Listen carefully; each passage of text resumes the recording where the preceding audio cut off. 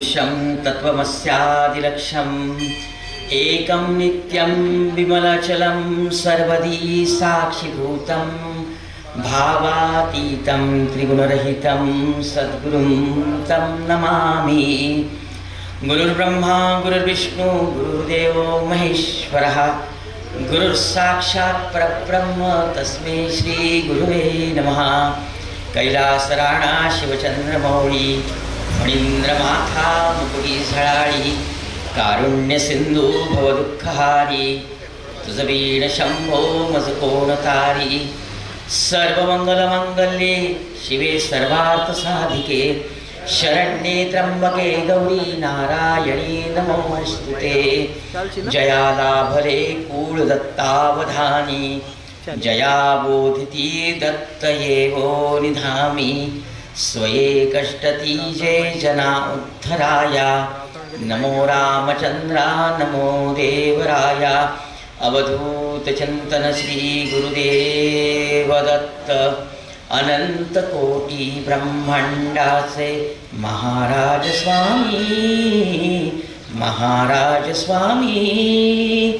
योगीराज प्रकटले येऊनी शेगावी ग्रामी। योगीराज प्रकटले येऊनी शेगावी ग्रामी। परब्रह्म सच्चिदानंद जे श्री सद्गुरुमूर्ती। परब्रह्म सच्चिदानंद जे श्री सद्गुरुमूर्ती। महाराजाधीराज ज्यांची त्रिखंडात कीर्ती। महाराजाधीराज ज्यांची त्रिखंडात कीर्ती। भक्त प्रतिपालका समर्था जय श्री गजानना। भक्त प्रतिपालका समर्था जय श्री गजानना। सदैव मुची घ्यावी सेवा हीच से प्रार्थना। सदैव मुची घ्यावी सेवा हीच से प्रार्थना। हीच से प्रार्थना।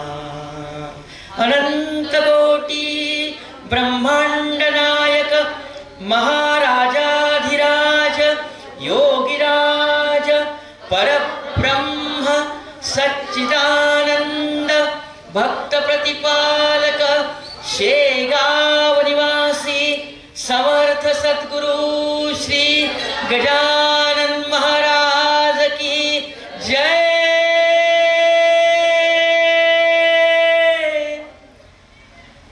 जय गजानन जय गजानन जय गजानन। काय माझ्या आहे मनी ते तू जाणसी चक्रपाणी। ते सकारे तुझ लागुरी बोलून दाऊ पद्मनाभा। भक्त जी जी इच्छा करी ती ती पुरविसी श्रीहरी। ऐसे पुराणा भीतरी आहे वर्णन बहुसाल। म्हणून माझ्या मनोरथा पूर्ण करा पंढरीनाथा। सोडा मनीची कठोरता दास गुरु हा तुझा असेल। सद्गुरु महाराजांच्या कृपेने प्रेरणेने आज्ञेने श्रींच्या चरणी आपल्या सर्वांच्या अनुमतीने सादर होतो आहे। प्रसन्न अशा या प्रहरी प्रगट दिनाच्या पर्वावर आपल्यासारख्या श्रींना प्रिय असलेल्या भक्तांच्या समवेत श्रींचं संकीर्तन सादर करताना मनाला जी धन्यता वाटते ती मंडळी अवर्णनीय आहे। जन्माला आल्याचा आनंद इथे खऱ्या अर्थाने अनुभवता येतो आहे। कालच्या सेवेमध्ये असलेला आपला सद्गुरूंच्या चरणी असलेला अनन्य भाव, एकतानता, एकविध निष्ठा हे बघून मन अगदी भारावून गेलं। आपल्या माध्यमातून श्रींचं जणू काही भावदर्शन मला घेता आलं। त्या भावदर्शनाला पुन्हा पुन्हा नमन करतो आणि आपल्या हृदयामध्ये असलेल्या महाराजांची आजच्या सेवेसाठी अनुमती मागतो. आपल्या पूर्वजांना ज्यांनी हा संस्कार सद्गुरू सेवेचा आपल्यापर्यंत पोहोचवला त्यांना नमन करतो. या भूमीला नमन करतो. इतकं चैतन्य या परिसरामध्ये आहे बघा. काल अगदी अंधारामध्ये देखील आपल्या भक्तीची निष्ठेची आभा मला जाणवत होती. याचा अर्थ इथे महाराजांचा किती मोठा कृपा आशीर्वाद विद्यमान आहे हे पुन्हा पुन्हा मला पटतं. आपण तर अनुभवता नित्याचं आहे. याचा अर्थ महाराज इथे विद्यमान आहेत. आत्ता अरविंद दादा म्हणाले की माझे सद्गुरू इथे कुठे ना कुठेतरी निश्चितच असतीलच, आहेतच. ते आपल्या माध्यमातून आहेत आणि स्वतंत्रपणे मूर्तिमंत श्री साईनाथांच्या रूपाने, भगवंताच्या रूपाने आणि स्वयं त्यांच्या अधिष्ठानाने प्रतिष्ठापित असलेल्या मूर्तिमंत अधिष्ठानाने त्यांचं रूप तर आपल्यासमोर आहेच आहे. पण आशीर्वाद देण्यासाठी, कौतुक करण्यासाठी तुमच्या पाठीमागे, तुमच्या बाजूला, माझ्या समोर, माझ्या आजूबाजूला, माझ्या पाठीमागे आज महाराज निश्चितच आहे. ही धन्यता मला व्यक्त करावीशी वाटते आणि आपल्याला पटवून घ्यावीशी वाटते. हीच महाराजांच्या कृपेची खरी प्रचिती आहे बरं. आणि त्याच बळावर त्रिविध तापाचे निर्मूलन करा, आरोग्य शरीरा देऊन या, हात पसरण्याचा प्रसंग न आणि कोणापुढे जनी गजानन गणुदास म्हणे आनंदित वृत्ती ठेवावी गुरुमूर्ती सर्व काळ. गुरुराया आमुची उपेक्षा न करी तुझ्या बळावरी आमुच्या उड्या. हा गुरुपाठामधला अभंग, त्याचा अधिष्ठान घेऊन मी हे कालचा आणि आजचा विषय आपल्यासमोर घेऊन आलो आहे. आदिदैविक, आदिभौतिक आणि आध्यात्मिक या तापामधून हा सगळा जीवन प्रवास आपल्याला सांभाळावा लागतो. आदिदैविकाचा ताप सद्गुरूंच्या कृपा प्रसादाने दूर करता येतो आणि त्यांची कृपा प्राप्त करण्यासाठी आपल्याला व्रतस्थ व्हावं लागतं. दासगुरु महाराजांनी याचा खुलासा फार सुंदर केलेला आहे की नवस सायास व्रताचरण, त्यांच्याशी एकनिष्ठ राहणं म्हणजे आदिदैविकाचा ताप सहन करण्याची क्षमता प्राप्त करणे आहे. तो दूर नाही करता येत, तो एक भोगाचा भाग आहे. मनात वा समर्थ म्हणतात, मनात वाचिरे पूर्वसंचित केले तया सारिखे भोगणे प्राप्त झाले. जे जे आपल्या वाट्यावर येतं ते आपल्या पूर्वसंचिताचा भाग म्हणून ते फेडणं आलं बरं. त्याला आपण प्रारब्ध म्हणतो. त्याच संचिताचा हा भोग वसा म्हणजे प्रारब्ध. आणि ते प्रारब्ध भोगण्यासाठी जी क्रिया करावी लागते की ते प्रारब्ध आपण कमी कमी करत जातो, तो भोग कमी कमी करत जातो, ज्या माध्यमातून मग ते सत्कृत्य असू द्या, नुसतं कृत्य असू द्या किंवा हे दोन्ही नसलेलं कृत्य असू द्या, ते म्हणजे क्रियमाण. संचित, प्रारब्ध, क्रियमाण. गजानंदीच्या ग्रंथामध्ये फार सुंदर उत्तर याची आपल्याला पाहायला मिळते. ती करत असताना सद्गुरूंच्या कृपेची जोड जर लागली तर मग आधी दैविकाला आपल्याला सुंदरपणे सोसता येतं. कधी कधी इतरांशी तुलना करत असताना आपली बाजू प्रारब्धाची, नशिबाची थोडीशी कमी आहे, कमकुवत आहे का असं वारंवार वाटतं बघा. रोज तुलना होते. कोणी काही आणलं की मनामध्ये येतं की आपल्या नशिबात नाही आहे, आपण कम नशिबी आहोत. इतरांची उन्नती ही आपल्याला त्या आपल्या दैविकाविषयीचं उणे पण लक्षात आणून देते. म्हणजे उन्नती बघायची आणि उणे पण शोधायचं, असा जणू काही ऊन सावलीचा खेळच मन खेळत राहतं. पण ज्यावेळेला सद्गुरूंच्या समवेत आपण असतो, सानिध्यामध्ये असतो, सद्गुरूंचे सेवाधारी म्हणून असतो, त्यावेळेला मात्र ती उन्नती आपल्या मनामध्ये हेवा, मत्सर किंवा ईर्ष्या निर्माण करीत नाही. एखाद्याने गाडी घेतली तर आपल्यालाही आनंद होतो. एखाद्याने घर बांधलं की आपल्यालाही अगदी आपण घर बांधावं असं वाटतं. एखाद्याचं भलं झालं की आपलंही भलं झालं असं अंतर मनाला वाटतं. कोणी विचारो न विचारो आपण आनंदित होतो. अहो साधी ख्याली खुशाली, खुशाल आहात ना माऊली, कसे आहात, खुशाल ना, हो बरं खुशाल. त्यांचा खुशालीचा निरोप आला की आपणही खुशाल होतो. उन्नती आणि उणेपण यांच्यामधला भेद ज्यावेळेला जातो त्यावेळेला समजायचं की आधी दैविकाचा ताप हळूहळू शमन होतो आहे. म्हणजे सद्गुरू सांगतात की आधी दैविकाच्या संदर्भामध्ये जर आपल्या तनामनाची, विचाराची, आचाराची जर प्रगती करायची असेल तर इतरांच्या सेवेमध्ये, भलेपणामध्ये, इतरांच्या कल्याणामध्ये आपण राहावं.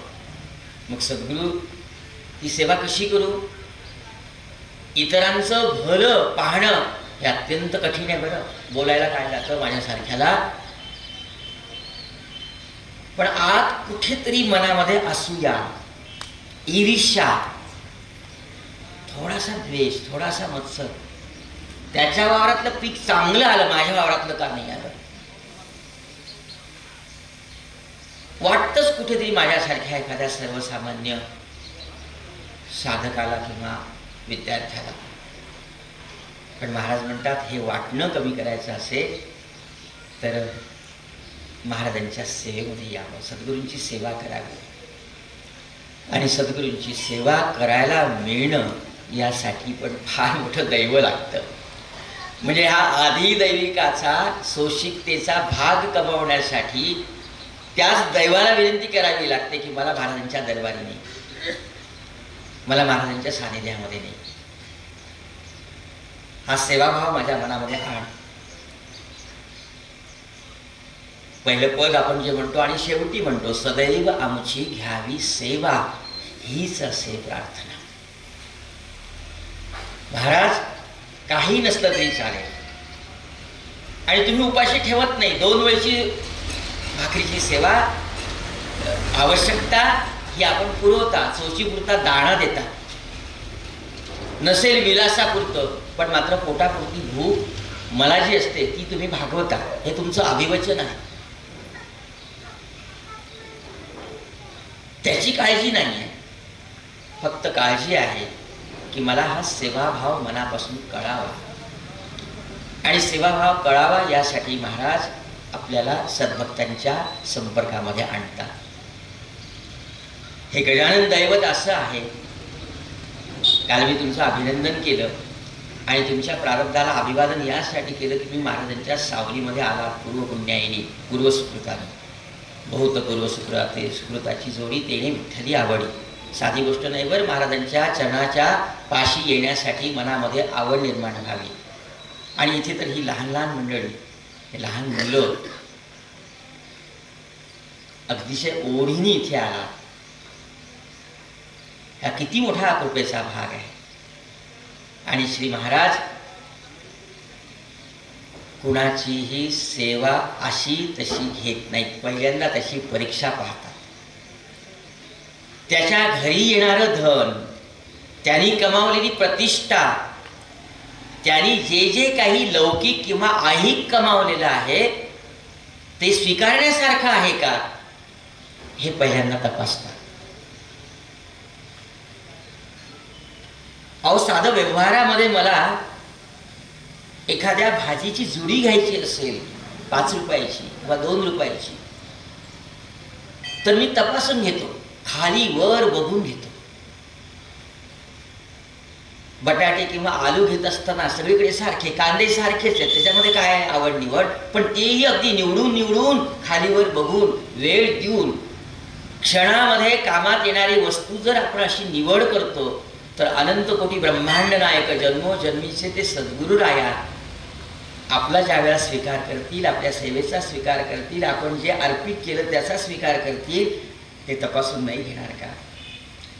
आणि त्यासाठी त्यांची एकच अट असते की साधन सुचित्व तुमच्याकडे असायला पाहिजे. चांगल्या मार्गाने तुमच्याकडे आली लक्ष्मी, तिच्यातला ₹1.25 जर आपण पेटीमध्ये घातला तर महाराज म्हणतात माझ्या कार्यासाठी आवश्यक होता हा ₹1.25, कारण की तो चांगल्या मार्गाने तुमच्याकडे आलेला आहे आणि त्याच्यामध्ये तुमच्या चांगल्या समर्पित भावाची जोड त्याच्यामध्ये आहे की माझ्या सद्गुरू राहण्यासाठी ते स्वीकारता. आमच्या गावाची कथा मी तुम्हाला आधी सांगितली असेल, पुन्हा मला उजळ करू द्या. मी माझ्या गावाला आता इथून प्रगट दिनासाठी जातो आहे. साधारणपणे 2.5 दशक म्हणजे 20, 25, 26 वर्षापासून श्रींचा उत्सव आम्ही घरगुती स्वरूपामध्ये आमच्या गावाला नावलीला साजरा करतो. सगळ्यांचं आपण जसं सगळे मिळून करतो तसं सगळ्या गावकऱ्यांचं फार मोठं सहकार्य असतं. म्हणजे करतात तेच खरं पाहिलं तर आम्ही करतो असं नुसतं म्हणणं बरोबर नाही, चुकीचं ठरेल. आणि करता करता सगळे कार्यकर्ते आपापली कामं सांभाळतात पहिल्या वर्षीपासून. मग पहिलं वर्ष झालं, दुसरं वर्ष झालं, प्रगट दिनाचा उत्सव छानपैकी आधी पारायणं असतात, संध्याकाळी कीर्तनं असतात, काही वेळेला प्रवचन असतात आणि मग प्रगट दिनाच्या दिवशीची रूपरेषा, प्रगटाचा अध्याय, त्यानंतर गुलाल, त्यानंतर महाराजांच्या आधी सगळी षोडोपचार पूजा होते सकाळी 4 वाजल्यापासून ब्रह्ममुहूर्तापासून. आणि मग काल्याचं कीर्तन होतं. काल्याचं कीर्तन झाल्यानंतर श्रीची शोभायात्रा होते. शोभायात्रा ज्यावेळेला पुन्हा घरी परतते, महाराज परतात, संत पुन्हा घरी येतात, त्यावेळेला मग आरती होते, सगळ्या गावकऱ्याच्या माध्यमातून आरती होते आणि नंतर मग महाराजांचा महाप्रसाद असा तो उद्याचा प्रगट दिनाचा सोहळा असतो. आपापल्या मनाप्रमाणे सगळे लोक सेवारत होतात. ज्यावेळेला ग्रामप्रदक्षिणा होते त्यावेळेला ग्रामप्रदक्षिणेचं तत्त्व सगळ्यांपर्यंत, जसे आपले अरविंददादा सांगतात, बावनीच्या वेळेला निमंत्रण देत असताना की आपण हा सोहळा का करायचा, कसा करायचा, कोणावर काय जबाबदारी आहे, कसं आपल्याला सांगितलं ना गेल्या काही दिवसापासून. म्हणजे शेवटची बावनी मारुतीच्या मंदिरात झाली हे मला कळलं. फार सुंदर पद्धत आहे ही. तर तसं सगळ्यांना ग्रामप्रदक्षिणेचं महत्त्व सांगितलं जातं की काही काही घरामध्ये वृद्ध मंडळी असतात बघा, त्यांना यायला मिळत नाही महाराजांच्या मंदिरापर्यंत किंवा पादुकांच्या आमच्या घरापर्यंत. मग त्यांना सांगायचं की तुम्ही येऊ नका, बाबा तुमच्या घराच्या अंगणामध्ये येत आहे. त्यांची नजर आपल्या गरिबाच्या झोपड्यांवर, गरिबाच्या घरावर एकदा पडली की नाही की वर्षभर कुठलीही दूषणं आपल्याला त्रास देणार नाहीत. आणि यासाठी तुम्ही अंगणामध्ये ओवाळण्याचं ताट घेऊन आलात तर फारच छान. रांगोळी आणि विणेकराचा किंवा जे पालखी धारण करतात त्या पालखी धारकांचं किंबहुना महाराज समजून त्यांच्या पायावर पाणी घालणं, पाठ टाकून हे केलंच, पण तसं नाही आहे. महाराज आपल्या घरापाशी क्षणभर थांबतात आणि पाहतात. बरं, ते आपल्याकडे पाहतात तर आपणही त्यांच्याकडे बघायला पाहिजे. म्हणून नुसतं दाराच्या कवाडामध्ये जरी येऊन उभा राहिलात तरी झालं, अभिवादन करायलाच पाहिजे असं नाही आहे. भक्त प्रतिपालक गजानन महाराज सगळ्यांना लेकरं बांधतात. बरं, त्याच्यामुळं ही आपली ग्रामप्रदक्षिणा असते. आणि ही ग्रामप्रदक्षिणा कधी कधी खूप वेळ महाराज थांबतात तिथे, कधी कधी मग फार सुंदर घर पावन होतं, अंगण पुलकित होतं. घरामध्ये असलेला छोटासा नैवेद्य, मग तो नारळाचा असू द्या, चिमूटभर साखरेचा असू द्या, दारामधली एखादी तुळशी मंजिरी असू द्या उगवलेली वृंदावनामधली, किंवा एखादं कण्हेरीचं झाडाचं फूल असू द्या, मनोभावे ते घर उदार होऊन श्रींच्या पादुकावर पालखीमध्ये ठेवलेल्या ज्यावेळेला देतं त्यावेळेला त्यांना प्रसाद दिला जातो. घर पावन होतं. आपल्या घरापर्यंत महाराज आलेले आहेत, आपण श्रींच्या कृपेला पात्र झालो आहे. मग लहान लहान लेकरं तिथे कडेवर येतात, पाहुणे रावणे येतात आणि अशी ती ग्रामप्रदक्षिणा आहे असा मनोभाव ज्यावेळेला सगळ्यांपाशी होतो तेव्हा गाव आतुर होतं. प्रत्येकाला वाटतं की आपलंही काहीतरी कर्तव्य आहे सद्गुरूंच्या सेवेसाठी समर्पित करण्याची. हा सेवाभावाचा पहिला दाणा आपल्या मनोभूमीमध्ये श्रद्धायुक्त अंतःकरणाने पेरला जातो श्रोते हो. मग असं वाटतं प्रत्येकाला पुढच्या प्रगट दिनाला ते घर आधीपासूनच अंगण स्वच्छ करून ठेवतं, रांगोळी आणून ठेवतं, हार कुंपून ठेवतं आणि घरामधल्या ज्याला शक्य आहे त्याला सांगतं की आज प्रगट दिन आहे ना, त्यांच्या घरी काही सेवा असेल तर ती मागा. घरामधून हा सेवेचा उमाळा श्रोते हो दाटून येतो. सांगतात की माऊली आमच्याकडे काहीतरी जसं आपल्याकडे विचारणा होते तशी. असं करता करता करता माझे 2 मित्र, एक माझ्या वयाने मोठे आहेत आणि एक माझ्या वयाचे आहेत. घरची गरिबी, 1.5-2 एकर 3 एकर वाट्यावर आलेली शेती असेल. आपल्याकडची शेती काही आणि आमच्याकडची शेती काही फार तुमच्यासारखी सुसंपन्न नाही आहे बरं. खरीप येतं, पोत्याला शीग येते, कधी कधी रब्बी दगा देते किंवा खरीपाने दगा दिला तर रब्बी समाधान करण्यासाठी येते. मग त्या माझ्या त्या 2 एक ज्येष्ठ आणि एक माझ्या समवेत मित्राच्या मनामध्ये आलं की यांच्याकडे किती छान प्रगट दिन होतो. कळवळ्याने त्यांनी महाराजांच्या पाशी श्रोते हो मनोभाव प्रगट केला की आपल्याला कधी करता येईल हे. बाबांच्या सेवेसाठी आपल्या घरी थोडा भात शिजेल का, आपल्या चुलीवर 4 भाकरी थापल्या जातील का, असं कधी करता येईल का. जणू काही मनोराज्य त्यांच्या मनामध्ये निर्माण झालं असावं. जसं गणेश अप्पा आणि चंद्राबाईच्या मनामध्ये आलं की खापराड्याकडे महाराजांना येण्यासाठी किती छान वाटलं, तसं आपल्या गरिबाच्या घरी येतील का महाराज. तसं त्या दोघांनी मनामध्ये विचार आणला, आपण काय करावं. एवढा प्रगट दिन तर यांच्याकडे होता, आता गावामध्ये वेगळा प्रगट दिन कसा काय करायचा. म्हणून त्यांनी आमच्या थोरल्या बंधूंना मनोदय मांडला.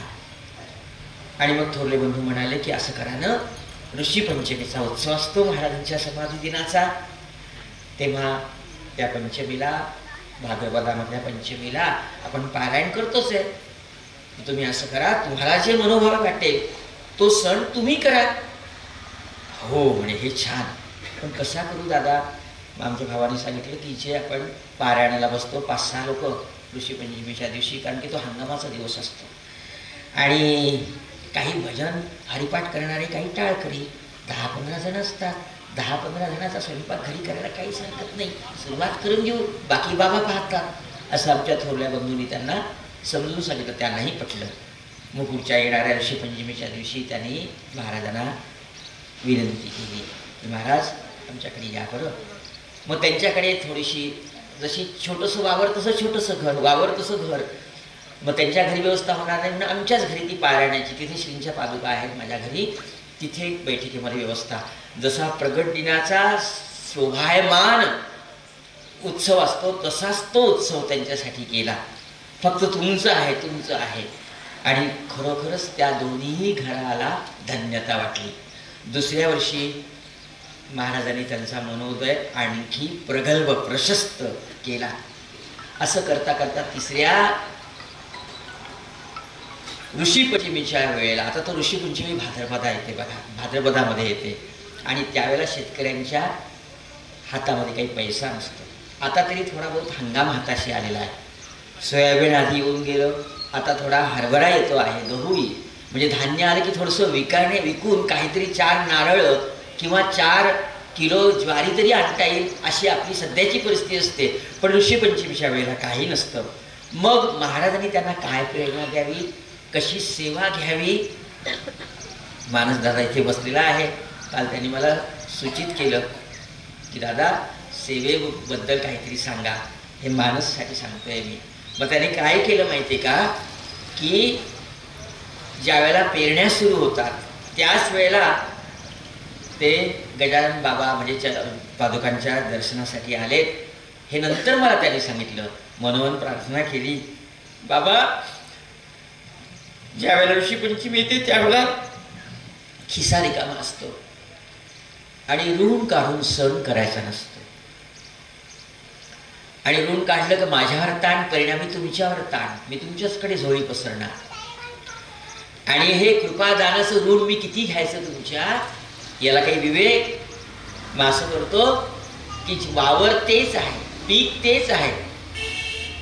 मग 2 ओळी तुरीच्या, आपल्या वावरामध्ये तुरीच्या ओळी असतात ना, त्या बाबांच्या म्हणून पेरल्या. बाकीच्या ओळी मग घरच्या डाळीसाळीसाठी. घरच्या लोकांना सांगितलं की ह्या 2 ओळी तुरीच्या गजानन बाबाच्या आहेत. या तुरीमधून जी तूर येईल त्याचा वेगळा भारा बांधू, ती तूर वेगळ्या पद्धतीने बळवू, तिच्यामध्ये असलेल्या तुरीचा जो काही असेल तो आपल्याला ऋषीपंचमीच्या वेळेला मदत करेल. आणि मग ती तूर पेरली, हंगामाला ती तूर थोडीशी आली आणि मग त्या तुरीची पोतडी काय जे असेल त्याचं 10-20 किलो काय झाली असेल त्याचं बाचकं बांधून ठेवलं. घरच्या सगळ्यांना सांगितलं की हे बाबांच्या तुरी आहेत, ह्या आपल्या नाही आहेत. आपल्या तुरी बाजूला आहेत. आपल्या तुरी 4 पायऱ्या असतील तर 1 पायरी बाबांची आहे. भाद्रपदामध्ये ज्या वेळेला ऋषीपंचमीचा उत्सव येतो त्यावेळेला त्या तुरीला आपण बाजारामध्ये नेऊ. आधी 2-4 दिवस आधी सगळा सामान आणण्याच्या वेळेला रिसोडच्या बाजारामध्ये किंवा मालेगावच्या बाजारामध्ये जाऊन ह्या तुरी आपण हे करू, असं नियोजन केलं. हात पसरण्याचा प्रसंग ना आणि कोडापुढे शनी गजानन या वृत्तीने. खरोखरच त्या दिवसामध्ये तूर कुठे असते? भाद्रपदामध्ये. बाजारामध्ये तुरीला खूप भाव येतो. हंगामाच्या वेळेला आपल्या शेतकऱ्यांच्या मालाला भाव एवढा मनासारखा येत नाही.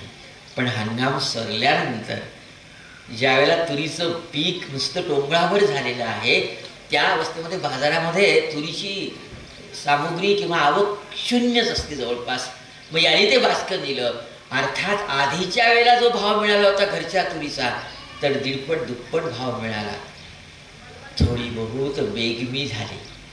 घरी येऊन सांगितलं की बाबांच्या तुरीला खूप छान भाव आला आणि त्या भावामधून ही सामुग्री आली. बरं, आणि आता छानपैकी आता महाराजांचा उत्सव, स्वतःची सेवा आणि तीही बाबांची ओळ म्हणून त्या तुराट्याही जपून ठेवल्यात त्यांनी. ह्या बाबांच्या तुरीच्या तुराट्या मला दाखवलं दोघांनी पण. आणि मग टाळकरी, भजनकरी आणि पारायण करणाऱ्या सोबत येणारा पै पाहुणा देखील महाराजांच्या प्रसादाच्या पंक्तीमध्ये बसला. 4 पानं जास्तीची उठली. सेवाभाव. मन का हेतू देखकर बाबा सेवा का मौका देते हैं, हे जे वाक्य आहे ना गजान आपल्या शेगावच्या याच्यामध्ये सत्य आहे. मन शुद्ध आहे आणि आधीपासून वेध लागले की बाबांची तुरीची ओळ आहे. असं करता करता घरामधल्या सगळ्यांचं अनुमोदन मिळालं. घरी पुरुष जर महाराजांच्या सेवेसाठी आतुर असेल तर हळूहळू घरची ती माऊली आणि घरामधले सगळे सदस्य हळूहळू तयार होतात. लादून हे अनुमोदन कधीही सेवेचं मिळत नाही. त्यासाठी घरदाराचं अनुमोदन असावं लागतं. मारुतीपंत पटवाऱ्याच्या वावरामध्ये ज्या वेळेला ती रास त्या गर्दमाने खाल्ली आणि तिमाजीला अनुताप झाला त्यावेळेला काय वाक्य आहे की तिमाजी आपण म्हणता ते नुकसान झालं ते नंतर बघू, पण आज गुरुवार आहे, मी निघालो शेगावला, उद्या आल्यानंतर काय जे आहे ते बघू. हे वाक्य येण्यासाठी श्रोते हो घराघरामधल्या प्रत्येक सदस्याचं अनुमोदन असावं लागतं. बरं, साधी गोष्ट नाहीये. एकट्याने केलेली सेवा महाराज स्वीकारत नाहीत. संपूर्ण घराचं अनुमोदन आहे का तर ती साधन सुचिता त्या द्रव्याला प्राप्त होते आणि त्या द्रव्यासाठी आपले महाराज भुकेलेले असतात.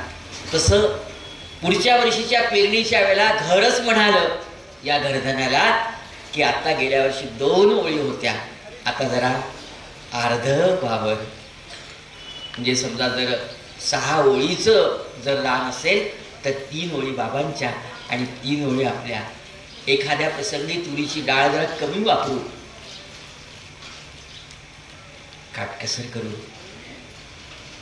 आपले चोचले कमी करू, पण बाबांच्या तुरीच्या ओळीमध्ये जरा भर टाका. असं ज्यावेळेला त्या घरधण्याच्या कानावर पडलं त्याचं हृदय भरून आलं असेल की मला माझा मनोभाव जसा आहे तसा घरामधल्या देखील लोकांचा सेवाभाव निर्माण झाला. श्रोते हो, सेवाधारी होण्याची अशी पात्रता कणाकणाने वाढत जाते. दाणे पेरता खडकावरी ते वाया जात सत्वरी, किंवा संत सेवेसाठी काही देता ते अनन्य होते सर्वथा. एक दाणा मेदिने माझी पेरता त्याची कणसे बहु होती, त्याची दाणे बहु होती. हे म्हणायला सांगायला माझ्यासारख्याला सोपं आहे, पण करणं कृतीमध्ये आणणं अत्यंत अवघड आहे बरं. पण ज्यांच्या घरी सेवेची किंवा सेवाभावी साधनाला शुचित्व प्राप्त होतं त्यांची सेवा महाराज मागून घेतात.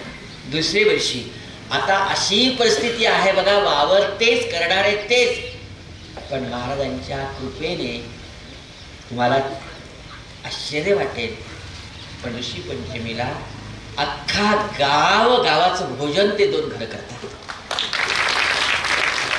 ही माझ्या समोर घडलेली गोष्ट आहे आणि फार मोठा काही कालावधी नाही, कपोलकल्पित ही कथा नाही आहे.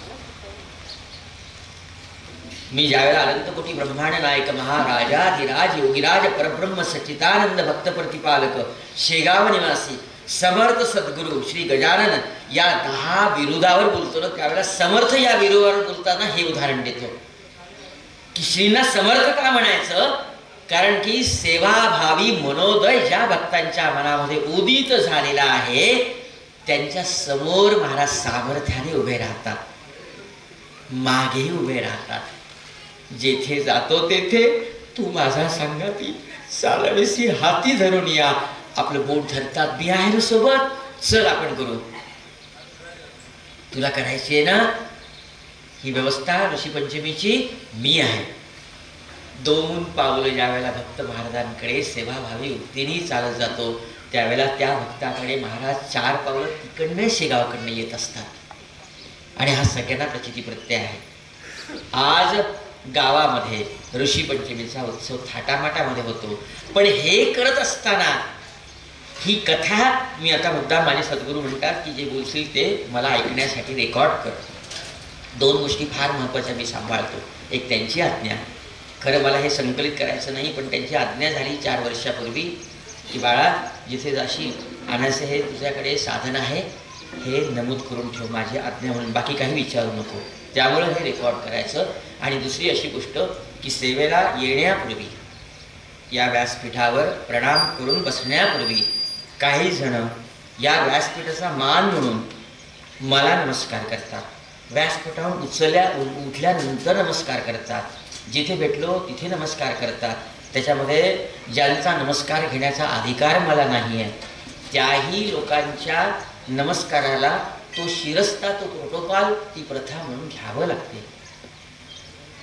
तेव्हा मग मी काय करतो, माझ्या अकोल्याला गेलं की माझे सद्गुरू श्री दत्त महाराज त्यांच्या चरणी त्यांना सांगतो की सोयगावला गेलो होतो, 2 प्रवचन झाले, अर्थात अनुमती घेऊनच जात असतो, पण पुन्हा ते प्रतिपादन करतो की महाराज असं असं झालं, तिथे तिथे ही मंडळी भेटली आणि छान 2 विषयावर आपण सेवा करून घेतली, बोलवितात आणि आपणच आहात.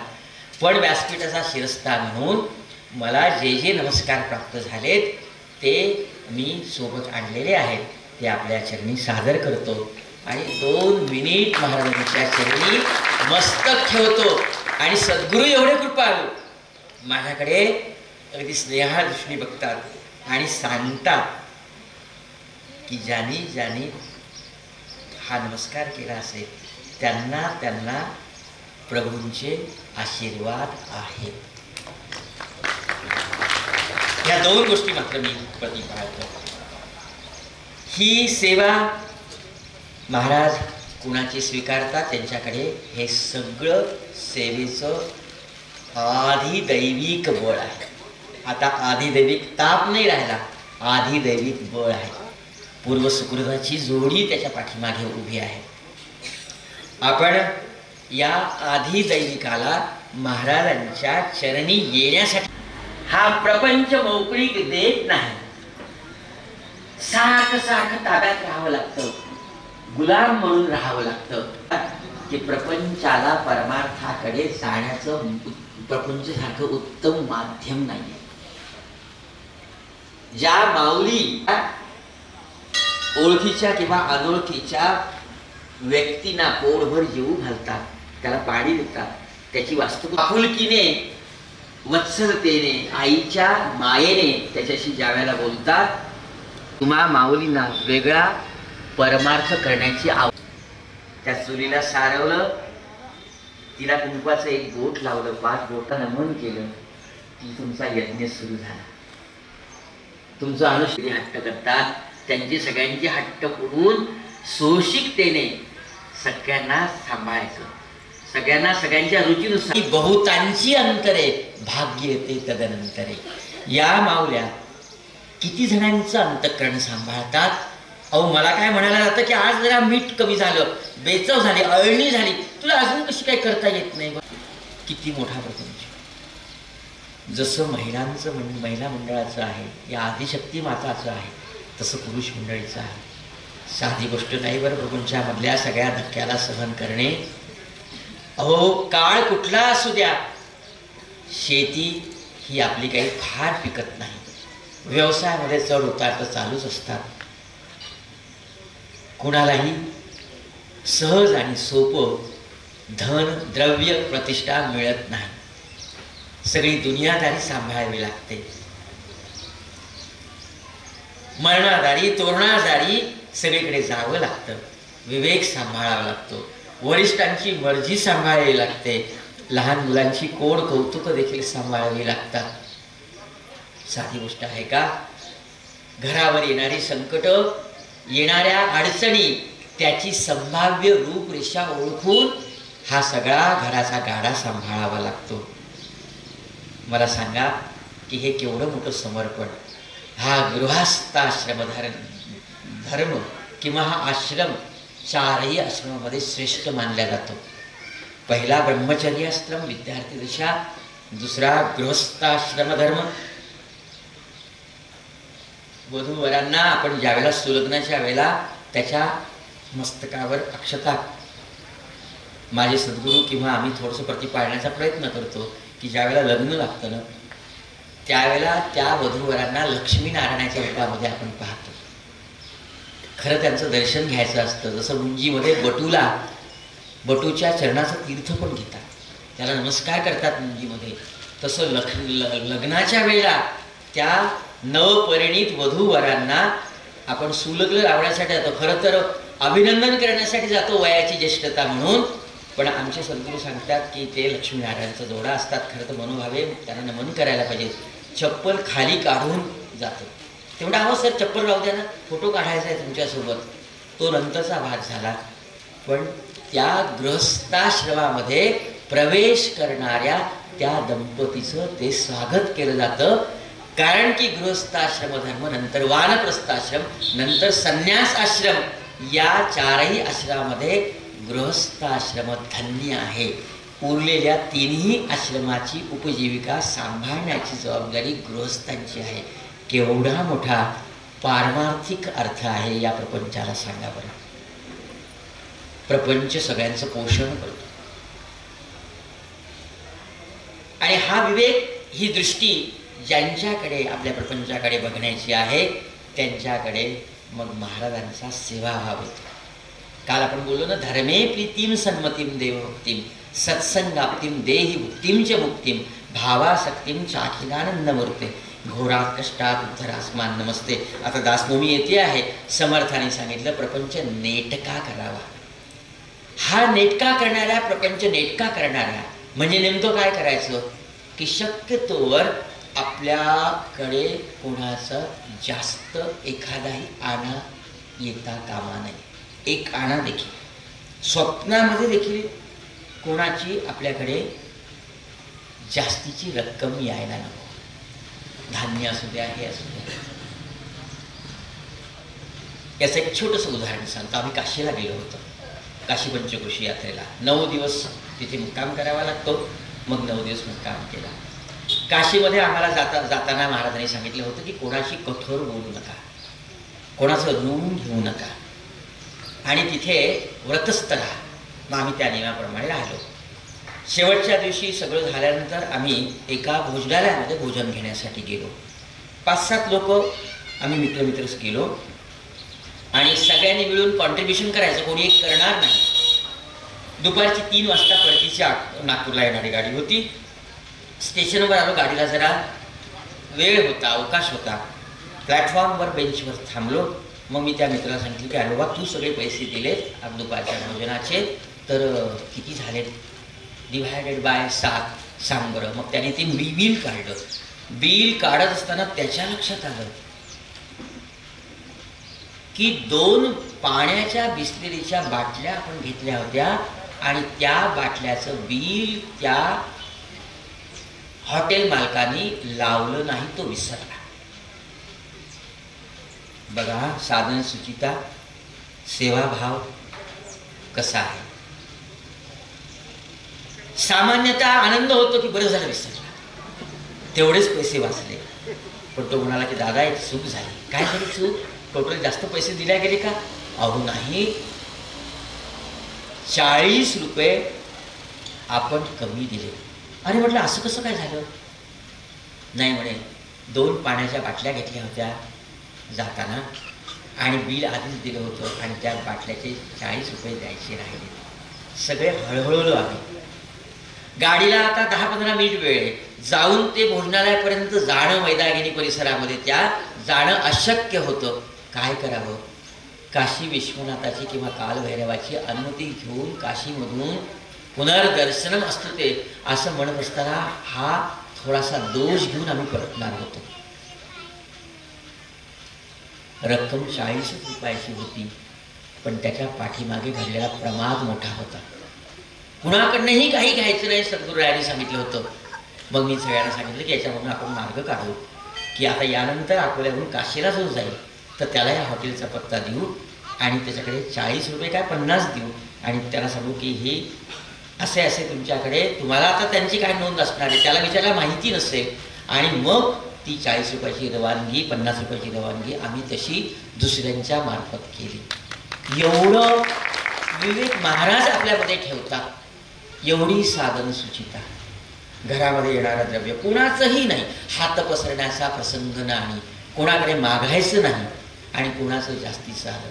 आपल्याकडे जर कोणी भाजी आणली, या माऊल्यांना सगळ्यांना माहीत आहे, शेजारी छान भाजी झाली बरं म्हणून डब्यामध्ये भाजी आणली जाते. आपण ती चाकमाक सांगतो आणि परतीचा डबा वापस करायचा असतो, तरी कामा जातो का? नाही. नवाळी एखाद्या हरभऱ्याची, टहाळाची नवाळी येते, मग आपण आपल्या घरचे मक्याचे कणसं त्याला देतो, ही द्यावर तुमच्या लेकरा बाळांना.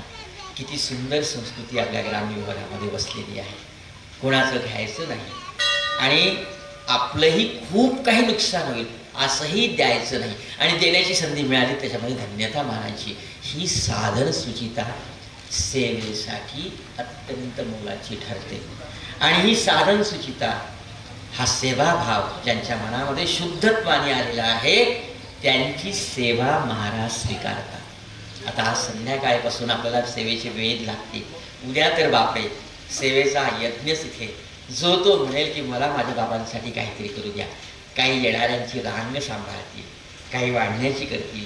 त्याच्या आधी पाकक्रिया करण्यासाठी तिथे सगळी योजना चालूच झालेली आहे. सगळ्यांचे अगदी मन आतुरलेले आहे की बाबांच्या सेवेसाठी मी केव्हाच सादर होतो.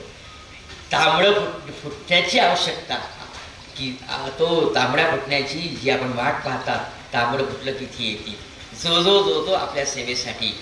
आणि आपलं भाग्य सगळ्यांचं अस्थोर आहे की महाराज तुमची सगळ्यांची सेवा स्वीकारतात. यावर्षी नाही, दरवर्षी स्वीकारतात.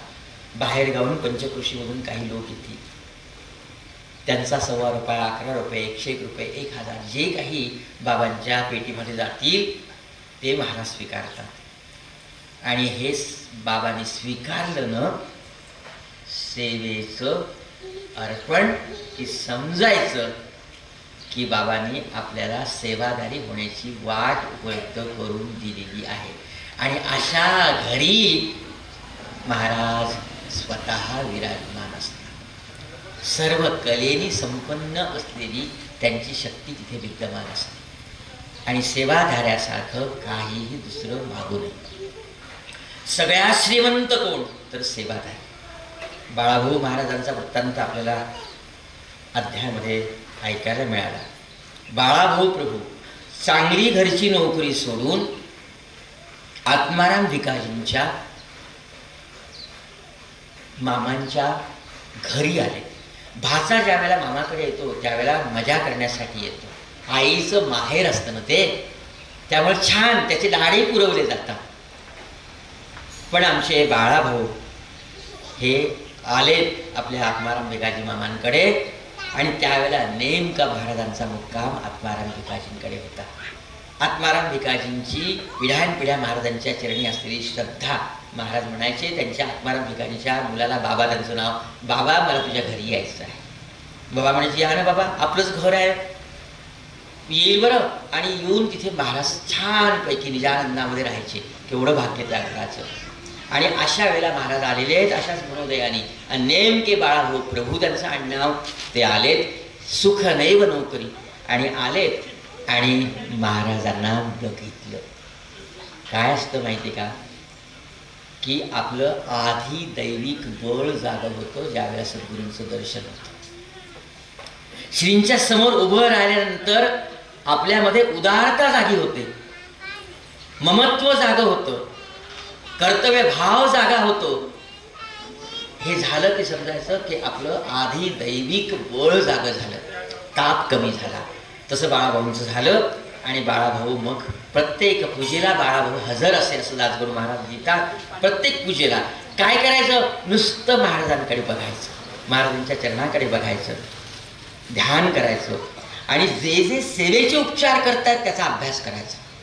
कशी सेवा करतात, कशी पूजा करतात, कशी तत्परता दाखवतात, कशी आज्ञा पाळतात आणि सद्गुरूंना काय काय हवं आहे याचं अध्ययन प्रत्येक पूजेला बाळाभाऊंनी उपस्थित राहून केलं. सेवाधारी होण्याचं जणू काही ट्रेनिंगच तिथे घेतलं, प्रशिक्षण घेतलं. आणि मग जसा महाराजांचा मुक्काम अमरावतीहून परत मूळ स्थानी शेगावला आला, बाळाभाऊ देखील तिथल्या मामांना असं वाटलं की ठीक आहे, महाराजांची ओढ म्हणून महाराजांना पोचवण्यासाठी गेला असेल. पण बाळाभाऊ त्या मनोदयाने गेलेच नव्हते.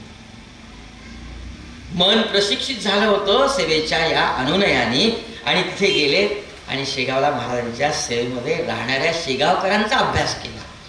इतरांना वाटलं ठीक आहे, आत्माराम भिकाजी यांचा भाचा आहे, राहील 4 दिवस पावण्यासारखा, नंतर चालला जाईल. पण इथे चालला जाण्याचं काही लक्षणच दिसेना. महाराजांच्या सेवेसाठी जी पात्रता हवी आहे, तनाची, मनाची, प्रारब्धाची, चित्ताची, ती सगळी क्रमाक्रमाने बाळाभाऊ हस्तगत करीत होते. काय काय हवंय, शिष्यानी सद्गुरूंच्या मनामधले भाव ओळखण्याची क्षमता असलेलं मनकवडे पण मिळवावं. तसं मनकवडे पण मिळवलं. जसं कल्याण आणि समर्थांच्या बाबतीत हा भाव ठेवला होता, सेवाभाव तसा. आणि मग तिथे बाळाभाऊ राहिले. इतर म्हणाले की हा सोकला बहुतेक, साहजिकच आहे.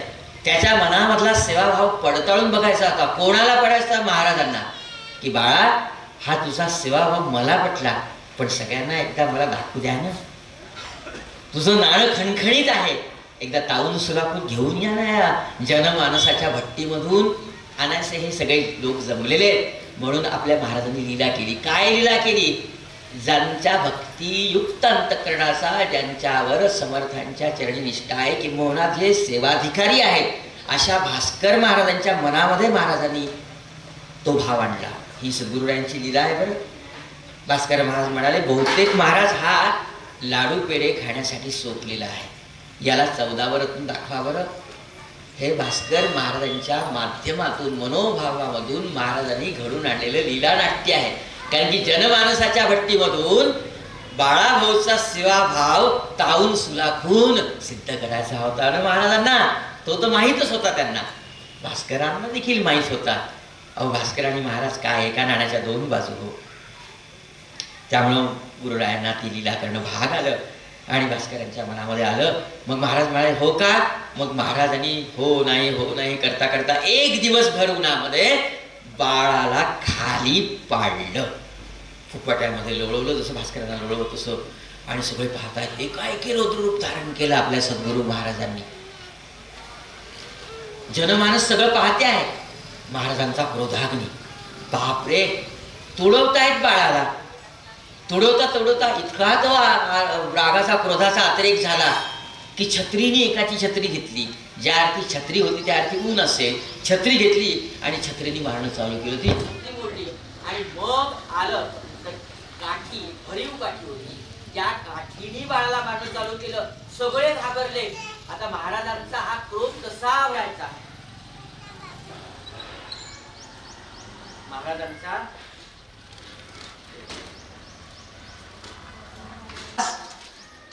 आता कोणाचं ऐकतील म्हणून सगळ्या मोठ्या लोकांना बोलवलं, पण कोणाची हिंमत होईना. शेवटी महाराजांना कृष्णाजी पाटील, त्या काळाचे वयोवृष्ठ, त्यांना बोलवलं, बंकटलालला बोलवलं, सगळ्यांना बोलवलं की महाराज, आमची विनवणी आहे, तो अशा माराने मरेल, त्याला मारू नका. बघा तो बेजार झाला. तेव्हा महाराज, आमच्यासाठी तरी थांबा, शांत व्हा. शांत हो श्री गुरुदत्ता, या मम चित्ता शमवी आता, अशी विनवणी केली.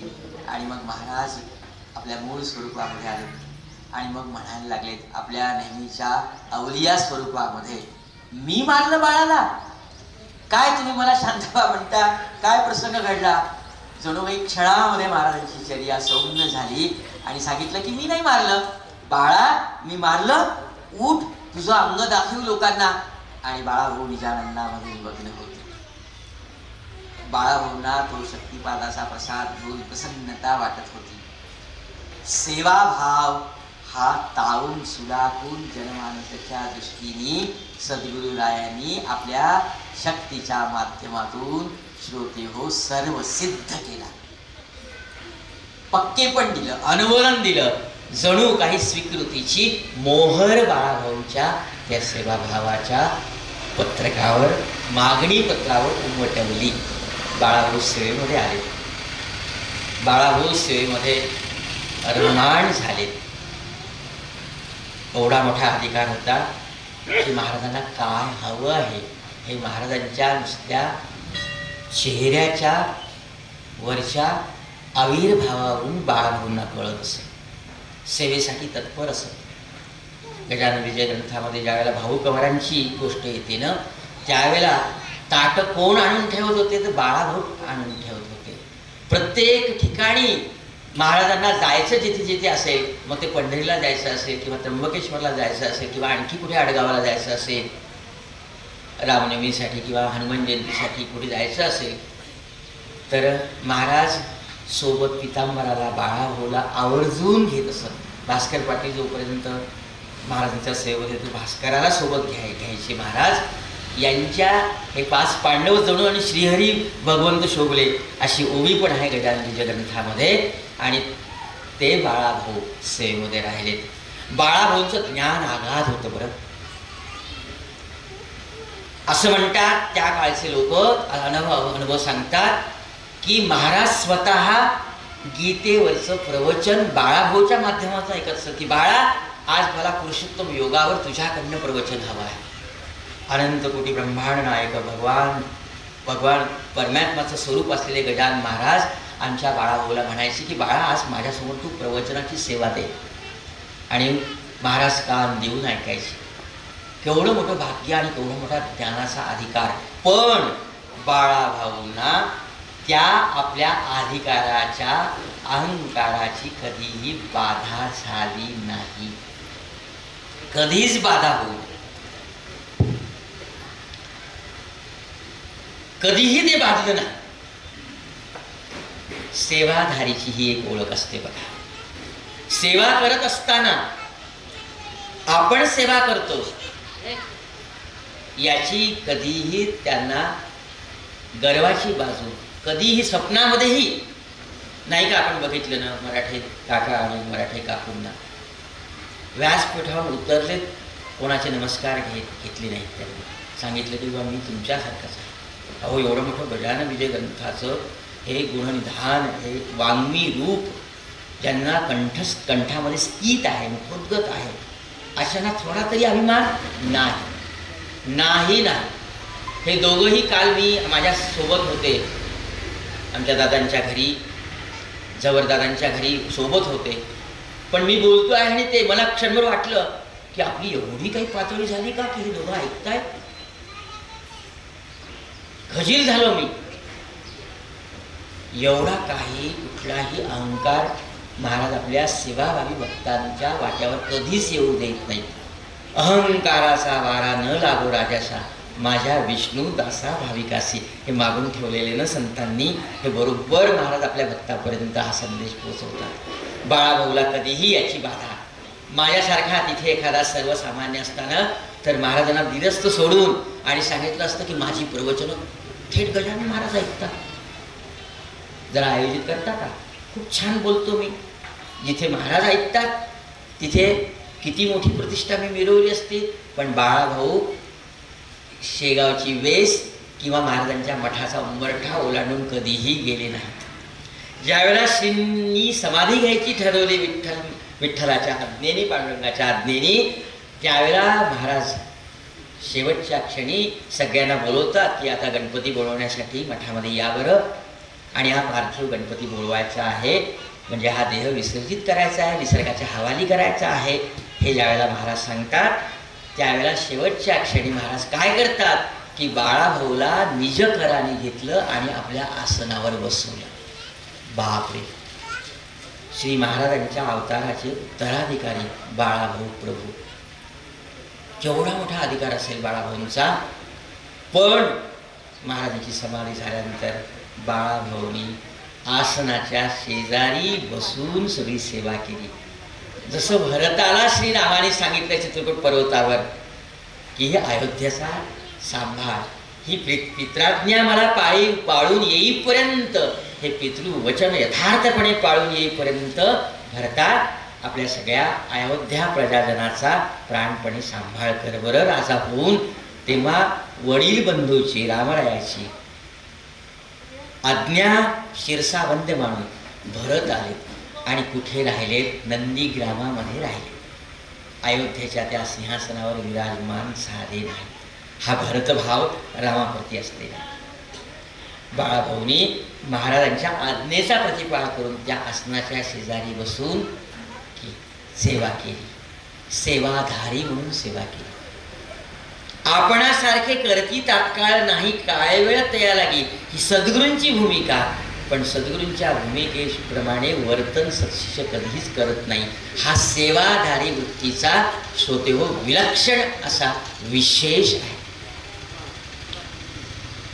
सेवाधारी म्हणून बाळाभाऊ राहिलेत. आजही संस्थांच्या बाजूला जे मंदिर आहे महाराजांच्या बाजूला, तिथे स्पष्ट लिहिले आहे की नारायण महाराज आणि बाळाभाऊ महाराज सेवाधारी म्हणून. श्रोते हो, ही जणू महाराजांच्या भक्तांना, महाराजांच्या प्रती जी त्यांची भक्तांची श्रद्धा आहे, निष्ठा आहे, समर्पण आहे, त्या भक्तीला मिळालेला सर्वश्रेष्ठ पुरस्कार म्हणजे सेवाधारी हे पद आहे. जसं समर्थ रामदास स्वामींनी अंबाजी नावाच्या शिष्याला वयाच्या 6व्या-7व्या वर्षी कल्याण ही उपाधी दिली. आता समर्थांची नवमीला पुण्यतिथी आहेच. कल्याण हे समर्थाने दिलेलं नाव आहे. त्यांचं नाव मूळ अंबाजी.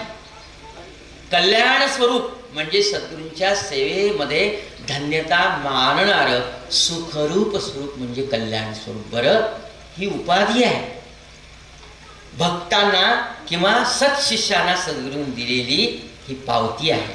तसं आपल्या परिवारामध्ये सेवाधारी हे भक्तीला मिळालेलं फार मोठं पद आहे, पदवी आहे, प्रतिष्ठा आहे, पुरस्कार आहे. हा असा सेवाभाव ज्यांच्याकडे आहे त्यांच्या आधी दैविकाचा ताप तर मावळला जातो.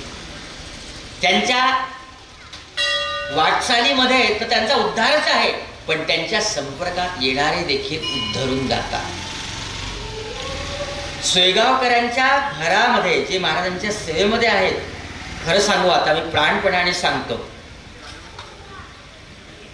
सोयगावच्या प्रत्येक घरामध्ये जे इथे सेवा देण्यासाठी येतात त्या घरचा हातावर नुसता वरण भाताचा कण जरी घेतला ना तरी आम्हाला धन्यता प्राप्ती होईल अशी तुमची सगळ्या घराची महाराजांवर कृपा आहे. बरं, एक साधा कण काळ्याच्या कीर्तनासाठी देव येतात असं म्हणतात, म्हणून आपण हात धुत नाही, पुसतो.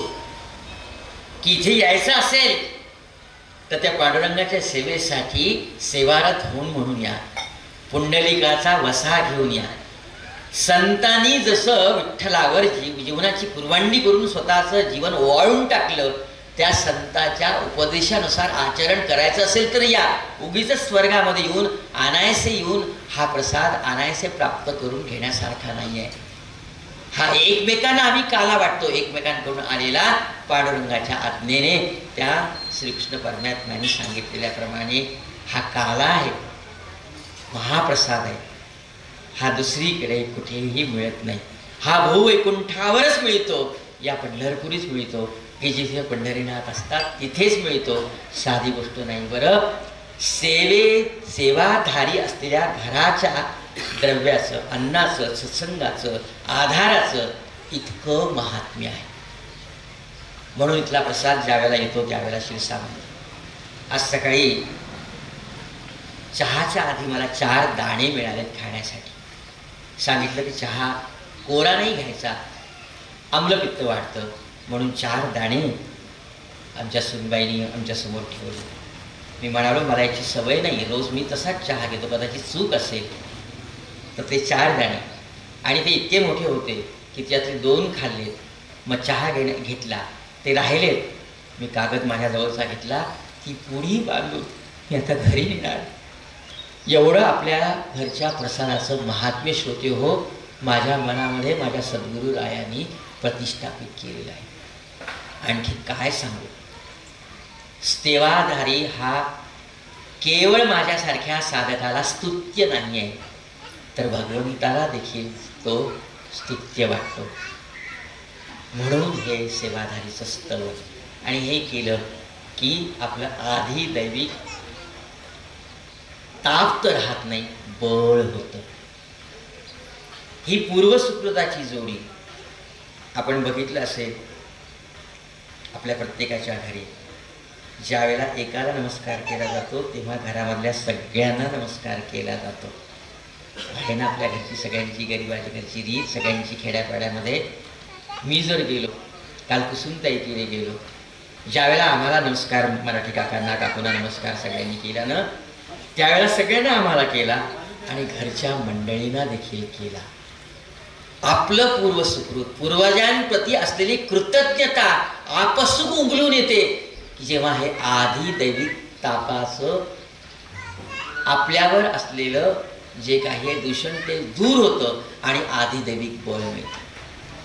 पूर्वजांच्या पुण्याई, मग ती श्राद्ध तर्पणाच्या माध्यमातून तर होतेच होते, पण अशाही प्रसंगाच्या माध्यमातून वडीलधारी मंडळींना आपसूक नमस्कार केला जातो. उलटून बोलणं तर दूरच, पण बोलत असताना देखील विनयशील इथली तरुण मंडळी, हे देखील पोरं केवढा मोठा सांगावा आहे. अहो, आमच्या अकोला आणि पुण्या मुंबईकडे भीती आहे पालकांच्या मनामध्ये. मी विद्यार्थ्यांना शिकवतो म्हणून मला माहीत आहे. नवसा सायसानी घरामध्ये आलेली नवीन मंडळी, हे वंशज मोठी झाली, मोठी केली, आता ते उलटून बोलतील की काय, 4 शब्द आपल्याला शिकवतील काय, सुनवतील काय, अशी भीती आहे. बरं, या भीतीची या परिसराला कधीच धाक किंवा चिंता वाटणार नाही. सद्गुरूंच्या कृपेने हा सेवाभावाचा परिपाक आहे. आणि ते आलं की वर्तन शुद्ध होऊन जातं. काळाच्या ओघामध्ये कुठेही बहकावा नव्या पिढीला या गावामध्ये जन्मलेल्या वंशजाच्या वाट्यावर कधीच येणार नाही. त्यांचं आधी भौतिक सुंदर नाही. घरामध्ये तुळशीचं पूजन, संध्याकाळचा दिवानंदादीप ज्या घरामध्ये, आणि 52 सद्गुरुरायांची यानं त्या निमित्ताने रोजचं दर्शन, त्याच्यासाठी आतुरलेलं मन ज्यांच्याकडे आहे त्यांना आधी भौतिकाची काय बाधा होईल हो. कुठलंच कुपथ्य होणार नाही. नाही विचाराचं, नाही आचाराचं, नाही धनाचं, नाही धान्याचं, कशाचीच बाधा नाही. जे जे तुमच्याकडे शिस्त भिस्त ते इतकं सात्विक असतं की कुपथ्य कोणाचं होणार नाही. आचरण वाकड्या वाटेने कधीच पडणार नाही, दुराचरण कधीच होणार नाही. संस्कार तसे आहेत.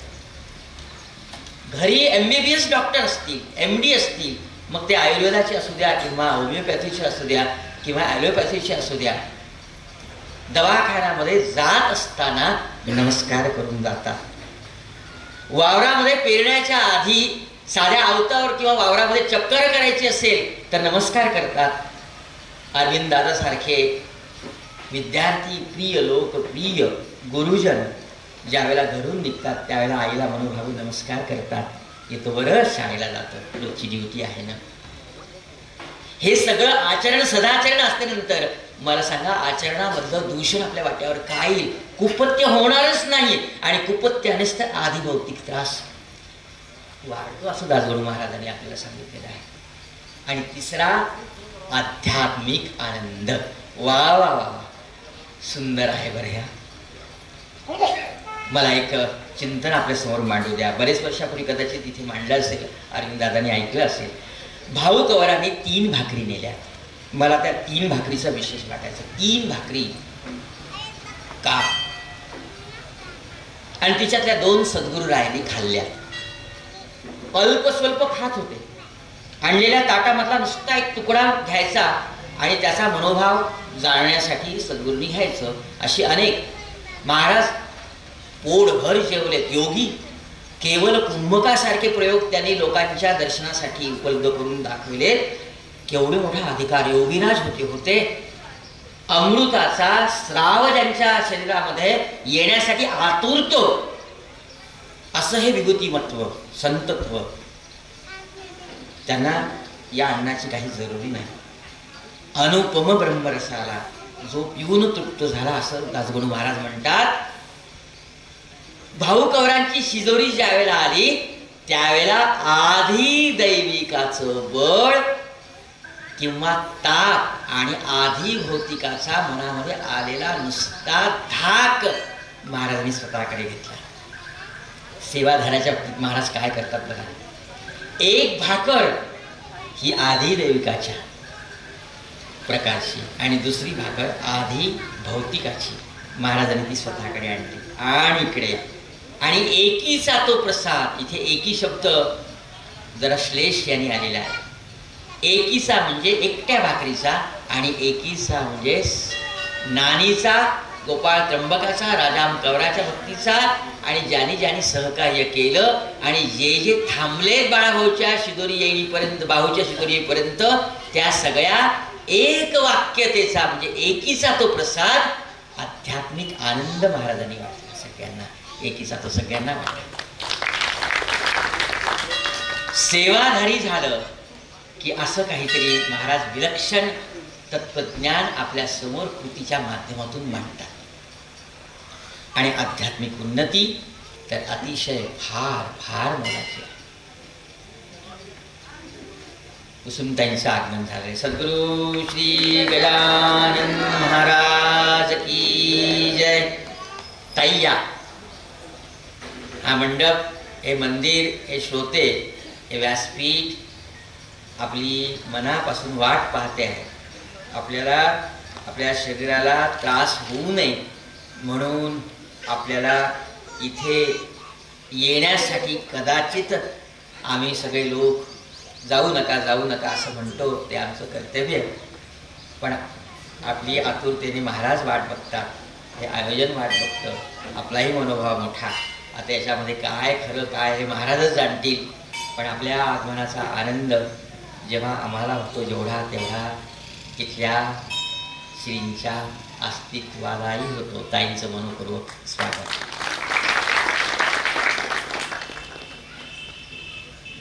आध्यात्मिक आनंदाच्या बाबतीत एक वेगळा प्रहर लागेल. हा देह 4 देहाने बनलेला आहे. स्थूल वरचा, की ज्याला रंग, रूप, आकार, उंची, एक सौष्ठव आहे हा स्थूल देह. त्याच्या आतमध्ये त्याच संरचनेच्या प्रमाणामध्ये सूक्ष्म देह आहे. आणि तिसरा करणदेह. आणि चौथा हा महाकर्ण देह. मानस पूजेवरचं चिंतन ज्यावेळेला मांडलं जातं त्यावेळेला मानस पूजेमध्ये हा महाकर्ण देह आराध्य दैवत होतो. कर्ण देह अर्चक होतो आणि त्या अर्चनेसाठी सामग्री आणून देणारा सूक्ष्म देह असतो आणि सूक्ष्माची रिक्वायरमेंट पूर्ण करणारा स्थूल देह असतो सेवाधारी.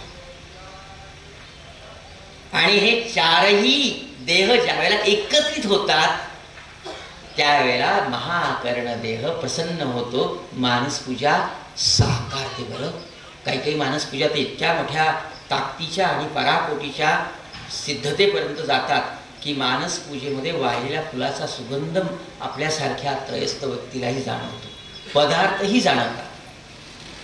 ही मानसपूजेची महत्ता एक वेगळा विषय आहे. पण 4 देह असतात आणि प्रत्येक देहा, स्थूल देहाचा आपण विचार करू. आपण सेवाधारी या बाबतीत बोलतो आहे. स्थूल देहावर बोलू. या स्थूल देह हा 5 कोशांनी बनलेला आहे. कोश म्हणजे आवरण. शाळेचा श वापरला की आणि षटकोनाचा श वापरला की जरा वेगळा अर्थ येतो. हे आवरण जसे केळीला सोपट असतात एकावर एक, किंवा कांद्याच्याही बघा त्या पूर्णपणे त्या कांद्याच्या आकाराला अशा वरच्या पाकळ्या असतात, ते कोश आपण समजू. आणि असा देह आपला 5 कोशांनी बनलेला असतो. बरं, वरचा हा अन्नमय कोश असतो. त्याच्या खाली असतो दुसरा कोश, हा मनोमय कोश. त्यानंतर असतो विज्ञानमय कोश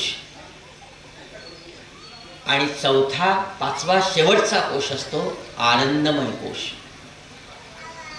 पहिला स्थूल वरचा अन्नमय, दुसरा मी मधला विसरलो प्राणमय. 10 प्राण असतात, 10 वायू असतात आपल्या शरीरामध्ये, सतत एकधारा घालत असतात. वात प्राणमय, नंतर मनोमय कोश तिसरा, आणि चौथा हा विज्ञानमय कोश, आणि 5वा हा आनंदमय कोश असतो की जिथे तो सच्चिदानंद परमात्मा तिथे बसलेला असतो. या 5 कोशांनी हा देह बनलेला असतो. बरं, आणि या 5 कोशाची शुद्धी आपले महाराज करून देतात जेव्हा आपल्याला सेवाधारी व्हायला मिळतं. म्हणजे इथे आपण आता आज सकाळी कदाचित 4 वाजल्यापासून इथे सेवा करण्यासाठी काही विराजमान आलेले लोक आहेत सकाळी 4 वाजता. आता परतीचं त्यांचं काल तर काही जण सांगितले कधी कधी 12 वाजतात, कधी कधी 1:30 वाजतो. श्रोते हो, ही सेवाधारी होण्याची प्रक्रिया या 5 कोशाची शुद्धी करते. म्हणजे इथे मी आपल्या घरचा सगळ्यांचा प्रसाद, इथे मी तुम्हाला पाहतो, माझा पहिला अन्नमय कोश इथे शुद्ध झाला. काल मला घ्यायला ही मंडळी आली अजिंठ्याला आणि तिथे मला पाणी दिलं. ते पाणी मी प्यालो. अन्न सोयगावचं मी आता पाणी पितोय. घरी आल्यानंतर मग चहा, भोजन, प्रसाद, जे काही तुमचं दर्शन झालं या नयनाच्या माध्यमातून, डोळ्याच्या माध्यमातून आपल्या सगळ्यांचं दर्शन झालं. माझा पहिला कोश महाराजांनी शुद्ध केला, अन्नमय कोश. अन्नमय कोश शुद्ध झाला की आतमध्ये असलेला प्राणमय कोश आपोआप शुद्ध व्हायला लागतो. कधीही बाधा होत नाही. शुद्धत्वाचा हा प्रवास असा प्राणमय कोशापर्यंत येतो. आतमध्ये वायूचं जे काही संचरण असतं ते शुद्ध व्हायला लागतं. जेवढा वायू, मग त्यामध्ये प्राणायाम आला, योग साधना आली, ध्यान आलं, एक चित्त आलं, हा प्राणमय कोश ज्याचा शुद्ध आहे. काल एवढी विद्युत जाऊन देखील आपण इथे बसला होता, एक जण हललं नाही. याचं कारण आपला प्राणमय कोश हा स्थिर होता. म्हणून मनाची चलबिचल एका ठिकाणी बसवत नसेल, सारखं मन भरकटत असेल तर समजायचं आतमधल्या प्राणाची जरा खळबळ सुरू आहे. वरच्या कोशा ची पकड नीट नाही आहे या प्राणमय कोशावरची. अन्नमय कोश बिथरला की प्राणमय कोश चौखोर उधळतो.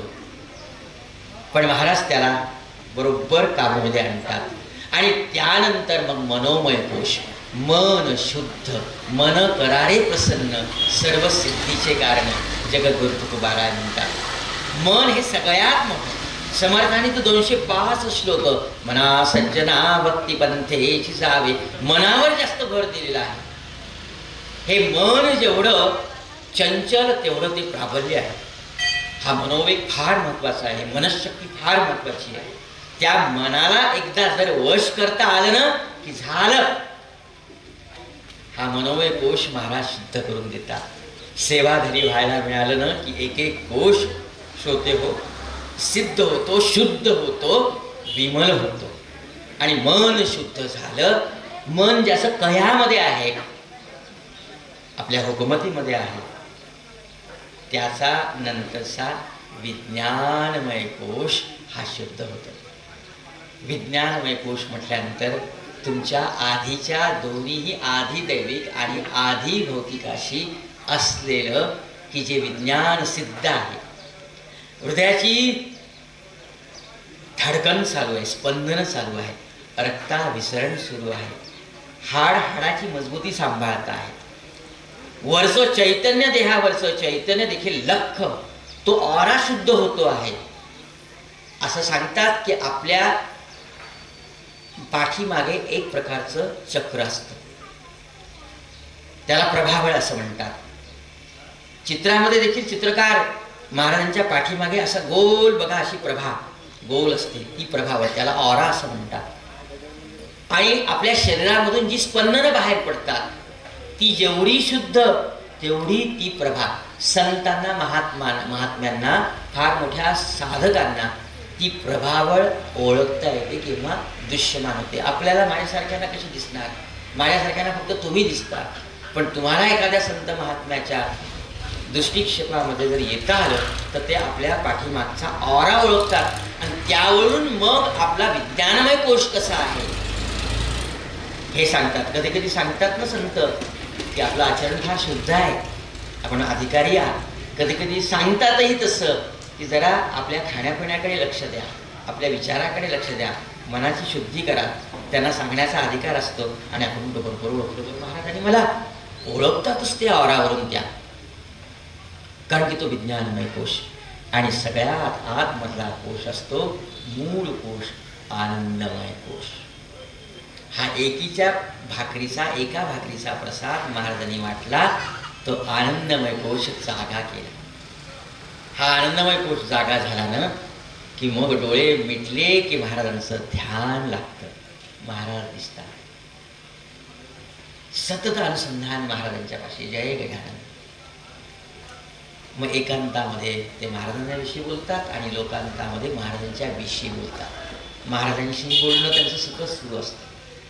ही बसलेली मंडळी फार मोठी अधिकारी आहे बरं. आपल्यामध्ये काही काही लोक असे आहेत की जे सतत महाराजांशी अनुसंधान साधतात, सतत महाराजांचा त्यांचा संवाद सुरू असतो.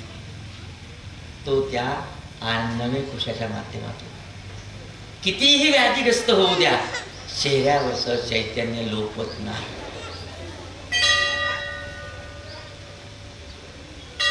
तेच प्रभा, तेच तेज, तोच संतोष, चित्ती असावे समाधान ते समाधान.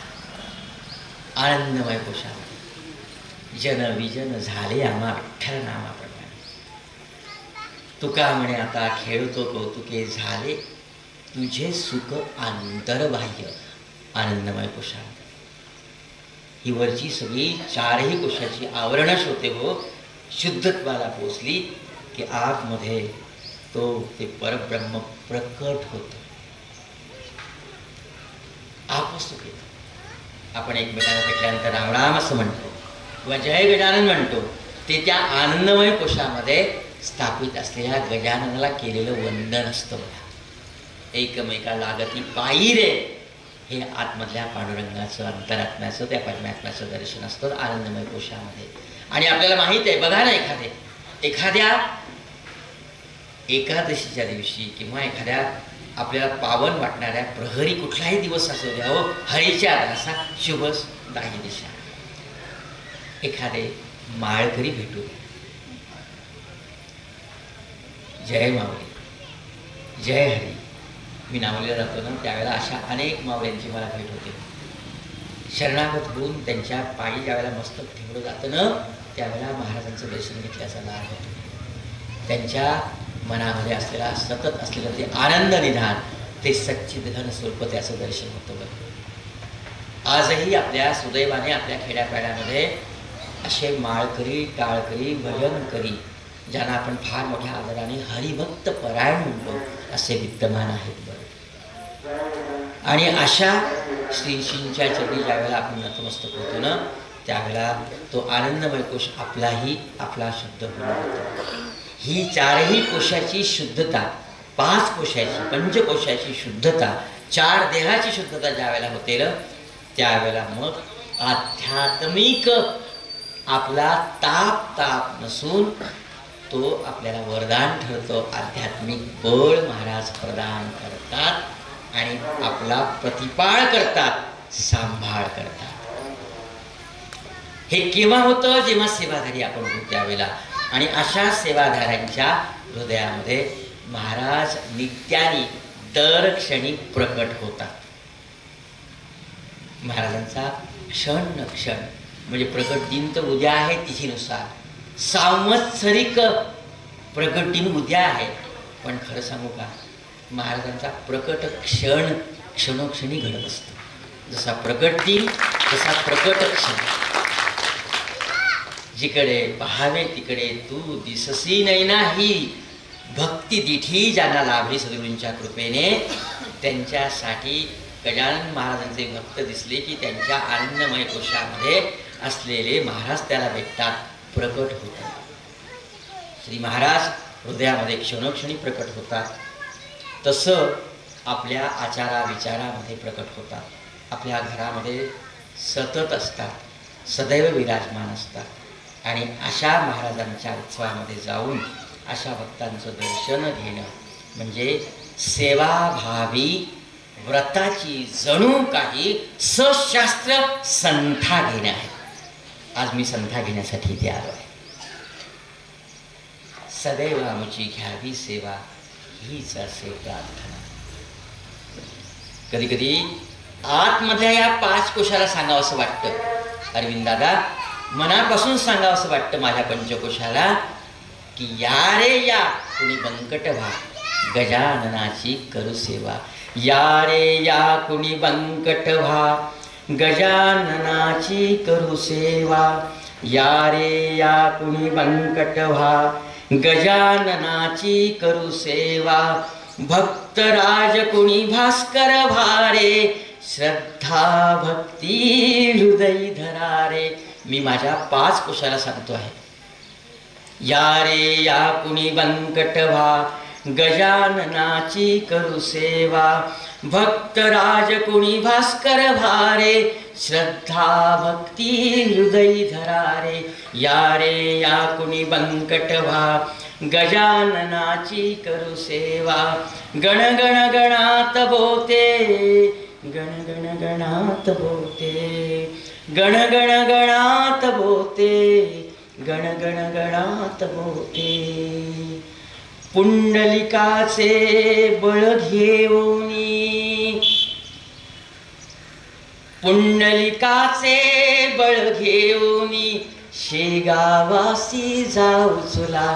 या रे या कुणी बंकट व्हा, गजाननाची करू सेवा. भक्तराज कुणी भास्कर भारे, श्रद्धा भक्ती हृदय धरारे. या रे या कुणी बंकट व्हा, गजाननाची करू सेवा. पितांबराच्या दृढ निष्ठेने, गजाननाची गाऊ कवने. पितांबराच्या दृढ निष्ठेने, गजाननाची गाऊ कवने. पुंडलिकाचे बळ घेऊनी, पुंडलिकाचे बळ घेऊनी, शेगावासी जाऊ चला, शेगावासी जाऊ चला. या रे या कुणी बंकटभा गजाननाची करू सेवा जानकी रामासी क्षमियेले जानकी रामासी क्षमियेले तसे निरसतील दोष आपुले जानकी रामासी क्षमियेले तसे निरसतील दोष आपुले ब्रह्मगिरीचा गर्व हारिला ब्रह्मगिरीचा गर्व हारिला तसा निरसतील अहम आपुला तसा निरसितील अहम आपुला या रे या कुणी बंकटभा गजाननाची करू सेवा ब्रजभूषणाची जशी साधना तशी स्वामीची करू प्रार्थना ब्रजभूषणाची जशी साधना तशी स्वामीची करू प्रार्थना प्रार्थना दयाघना ऐक रे दयाघना तोषवी मन्मना पूर्वी सर्व कामना प्रार्थना दयाघना ऐक रे मन्मना पूर्वी सर्व कामना तोषवी मन्मना ब्रजभूषणाची जशी प्रार्थना तशी स्वामीची करू साधना बापुन्या समनिरीच्छ मन दे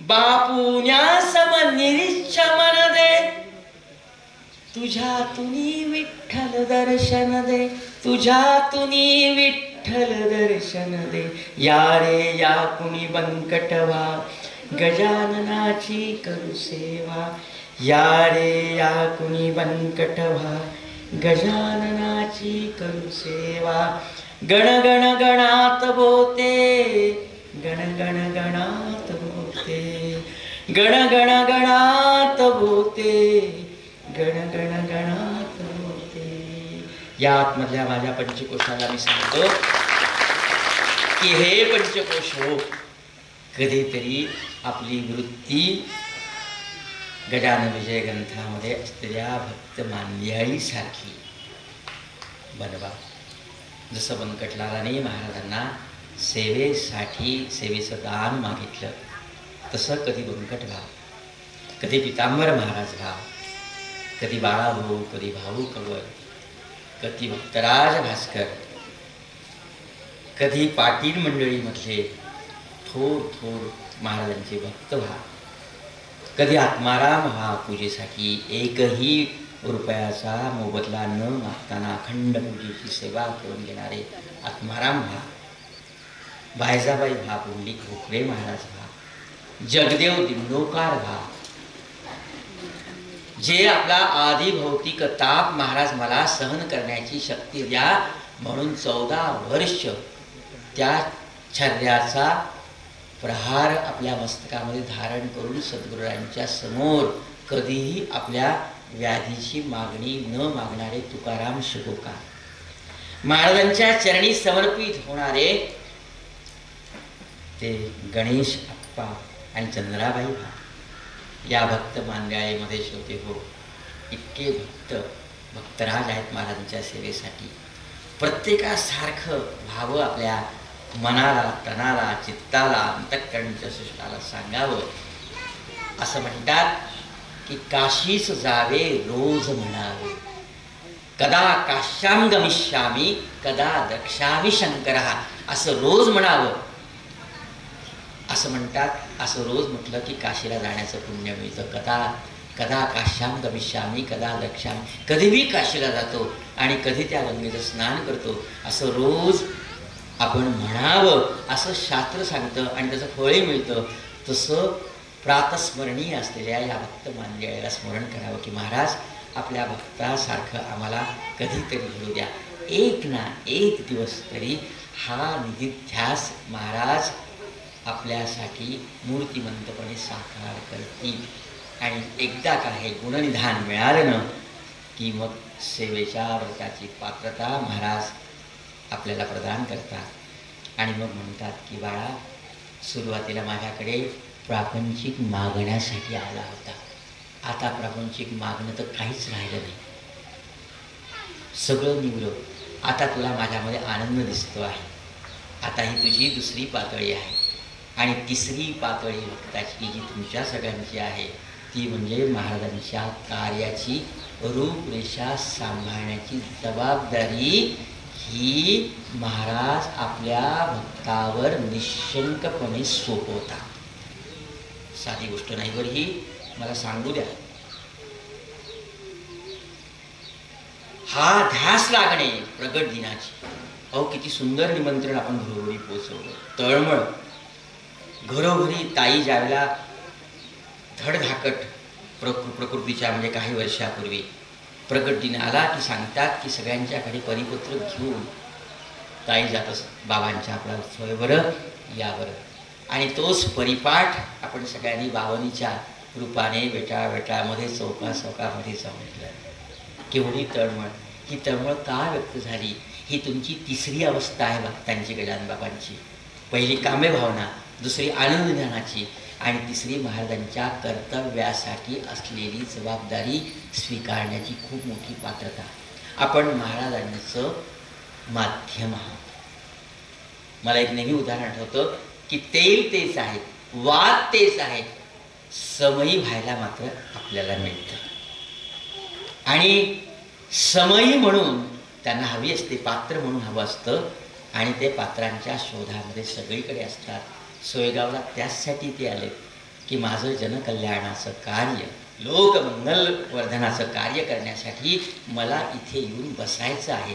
कारण की सगळी माध्यमं घरोघरी माझी इथे जन्माला आली आहेत, जन्माला येणार आहेत, जन्माला आली होती. ही सगळी घरं बाबांची घरं आहेत. एवढा विश्वास आपल्या भक्तीवर महाराजांचा आहे बरं. म्हणून आपण महाराजांचे लोक आहात. जो माझा असेल त्याचेच कार्य होईल. म्हणजे महाराजांचं कार्य आपण करता. जी रूपरेषा आपल्या मनामध्ये येते ती बाबांनी सुचवलेली असते. आणि अशी धन्यता प्राप्त करणाऱ्या भक्त मेळ्यांनी आयोजित केलेल्या बाबांच्या प्रगट दिनामध्ये मला इथे थांबता आलं, मुक्काम करता आला, हा सगळा चराचर निहाळता आला. केवढी धन्यता मी घेऊन जात आहे. ना महाधन द्यावे ना द्यावा मान. माझे अरुण दादा ज्या वेळेला मला फोनवर करताय, माझ्यासाठी त्यांनी एक तारीख आधी घेतली. खरं तर मला आज बोलवायचं होतं, पण मला गावाला जायचं असल्यामुळं त्यांनी माझी रूपरेषा शांतपणे ऐकून घेतली. महाराजांचे बाजूसाहेब दादा म्हणे कसं करायचं? मग म्हटलं माझी अशी अशी रूपरेषा आहे, मला 2 तारखेला मुक्कामाला माझ्या नावलीला जाणं तर अनिवार्यच आहे, कसं करायचं? तर ते म्हणाले आपण असं करूया, मी इतर मंडळींचा सल्ला घेतो. म्हणून मला दुसऱ्या दिवशी फोन केला, सांगितलं की आपण असं करूया की तुम्ही 1 तारखेला संध्याकाळी या, संध्याकाळचं सत्र, आणि 2 तारखेला सकाळचं सत्र आठवून तुम्हाला छान तुमच्या गावापर्यंत व्यवस्थित मुक्कामाला जाता येईल. मला आश्चर्य वाटलं, मन सद्गतीत झालं की माझ्यासाठी आपण रूपरेषेमध्ये बदल केला, तेवढी माझी ऐपत नाही.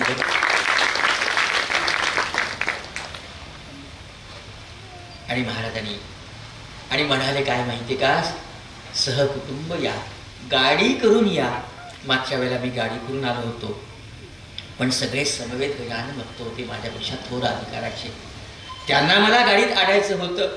इथे सेवा देण्यासाठी गाडीमध्ये मी विगवत येण्याचा अधिकार मला आहे का? मला सांगा बरं.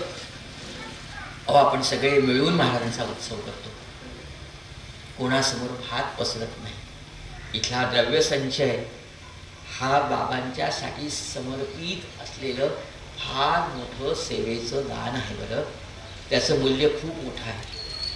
त्याच्यामधून देखील एक वाटा मी मागावा, हा व्यवहार माझ्या मनामध्ये कसा येईल? आणि आला तर शोभेल का मला सांगा बरं.